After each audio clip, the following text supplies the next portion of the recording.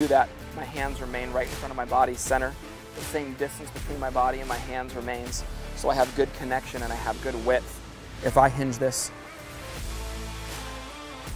straight back, my wrist is real bowed. I feel like I'm taking the handle and I'm just pushing it with my left shoulder right there. Yeah. Pull it right back through. And there you are right there. That's the position right there. Gotcha. This is where I need my man right here. So it was a huge help to the boys here about the takeaway.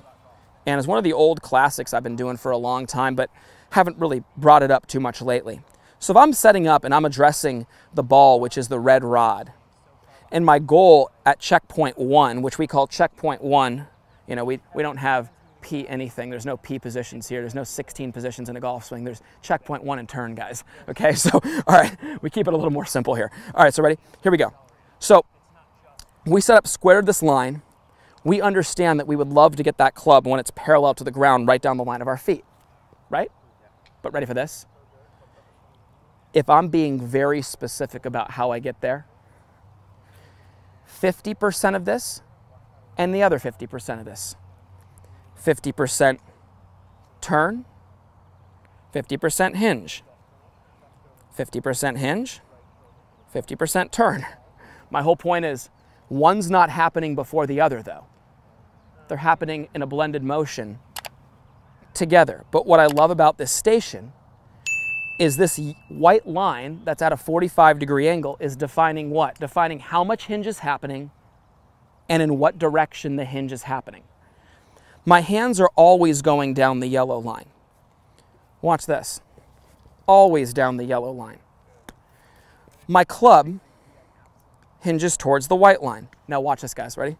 If I hinge this straight up, my wrist is cupped. Okay. If I hinge this straight back, my wrist is real bowed, right? Okay. If I hinge it at a 45-degree angle, look at this. The club's right in front of my body and the wrist is really flat. And that's where hinging it in this direction and combining that with a turn, here we go. That's how much hinge is taking place with the turn, and I'm blending that motion right to the top, and that gets that wrist nice and flat, and the club face and my hands are really, I have that club face awareness that we talked about earlier, okay? So I want you to hop in there for a second. I want you to show me what that looks like and give me your take on, you know, what it feels like to you, because everything for you was just getting a little bit inside. Yeah, so for me, I feel like I just match the white line, and then with my shoulders, I turn it to the position we want. And what I was really bugging you about earlier was this. Yeah. Blend it. Yeah. Blend it, and that's what you were doing a fantastic job of. But like for me, to feel like I'm able to blend it, I have to feel each part separate, so then I can do it. And that's really great what he just said, you guys, for the viewer. I mean, you know, he needs to have it broken down, and he wanted to see it. Yeah. How much hinge, in what direction, okay, and I'm turning. What's really great about it is you realize how little of a turn you have and how little of a hinge you actually have, you guys, to get to that position. How many people go like this? Full turn, and they're already there with all turn, and then their arms spend the rest of the time cruising to the top without their body. How many people go full hinge and no turn, and now the arms outrace the body to the top? But this really helps the golfer understand, hey, it's that much hinge, it's that much turn, and I'm just blending it into one consistent motion, and I think it's going to make a big difference for you. So he's filming it in the direction this club is seemingly hinging. The mistake many golfers make when doing this, guys, is they think, oh, this way, and their hands go whoop to get out there. We never want the hand path to leave straight back and up the plane, which is why that yellow line is very valuable. He can keep his hands going down that line, but he's just realizing what direction he needs to hinge the club. Watch, and the inclusion of this feeling with a nice full turn to the top really gets it online. Ideally, what you're gonna feel is, if you went straight up like this and went back, that'd be cupped, right? If you went back like this, that'd be bowed. The 45-degree angle here, as you turn, that's the direction your hinge is happening right there. So you're just going back, and see what that does? It flattens that wrist. Yeah. And then, see what I'm saying? And then you're just right there, and there's flat. Yeah. Isn't that cool? Yeah. So watch this for our viewer here. So this is pretty cool. If I were to go straight up, it cups my wrist. If I were to go straight back, it bows it. If I were to go at a 45-degree angle, it flattens my wrist. So now from this angle, guys, watch this. Up, cupped.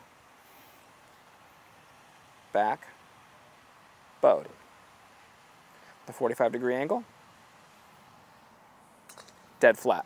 I don't want them leaving here picking that up and creating that with their wrist. That's so important, and I try to make it clear every time I talk about hinging. It's not happening without the body's turn. The body's turn is making that happen, and how that's possible is through the proper setup that creates an angle between the lead arm and the golf club, that if I just push away on the handle as I turn, it creates that angle. And that's very important for the viewer to understand, because I do not want anybody leaving hearing hinge the golf club and actively creating that with their hands on the club. That just backs the club up behind their body, gets the hands overactive, and actually causes more disconnection than not in the golf swing. Push, create the L, and see, that's where I want to see you even do better with that. And then so there you are right there. That's the position right there. Gotcha. This is where I need my man right here. So you guys can now be his coach and watch and see if he can get there. When you set the club the way we preach it, the golfer can really feel an awareness between the club face, their hands, and their body and their mind. They can really feel the golf club, club face awareness. Yeah. Many people who actively work on the set lose that club face awareness, and they lose the club face. If you feel like you're one of those people, make sure you get to a feeling of understanding how to use the setup that has the proper angle to then use that lead arm to create the angle necessary between the golf club and that left arm for the player. You can see as I do that, my hands remain right in front of my body center. The same distance between my body and my hands remains, so I have good connection and I have good width.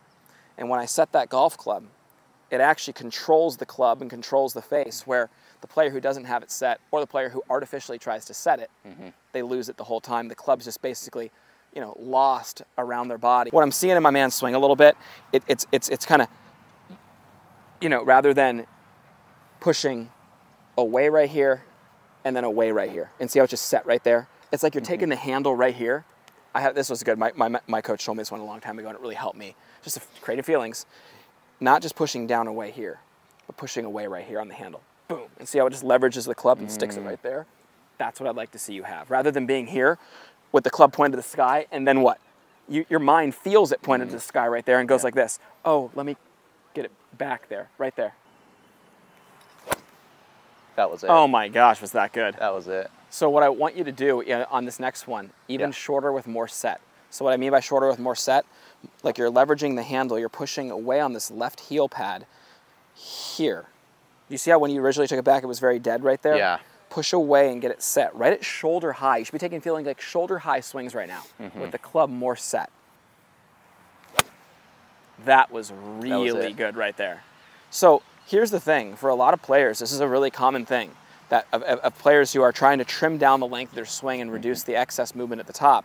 What happens a lot of times is the golfer will have very dead hands off the start, and then they can, the swing's already almost complete right here. It would be complete if what?